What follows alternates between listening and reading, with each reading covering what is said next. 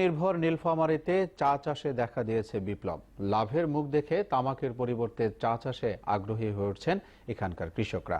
গুণগত মান ভালো হয়, চাহিদাও বাড়ছে এই চায়ের। প্রতিনিধি ময়নুল হকের তথ্যচিত্রে রেজন করিমের ডেস্ক রিপোর্ট। জেলার কিশোরগঞ্জে ২০১৪ সালে পরীক্ষামূলকভাবে চা চাষ শুরু করে উপজেলা প্রশাসন। ফলন ভালো হয় পরবর্তীতে ৫২ বিঘাতে চা চাষ শুরু করে চাষিরা। এক সময়ের পতিত জমি এখন সবুজে ভরে গেছে। আগাছা পরিষ্কার করে চলছে চা গাছ পরিচর্যার কাজ। কোথাও আবার দল বেঁধে সংগ্রহ করা হচ্ছে চায়ের পাতা।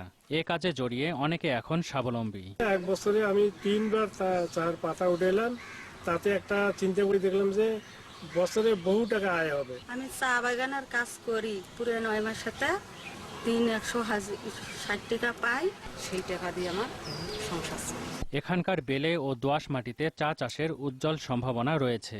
এই মডেলকে সামনে নিয়ে কিশোরগঞ্জ এলাকায় বিভিন্ন অঞ্চলে এখন অনেকে আগ্রহী হচ্ছে চা বাগান করার জন্য। চায়ের প্রক্রিয়া ও বাজারজাতকরণে কারখানা স্থাপনের দাবি সংশ্লিষ্টদের। আমরা এখানেই যদি ফ্যাক্টরি করতে পারি তাহলে এখানে ক্যারিং চার্জটা কমে যাবে।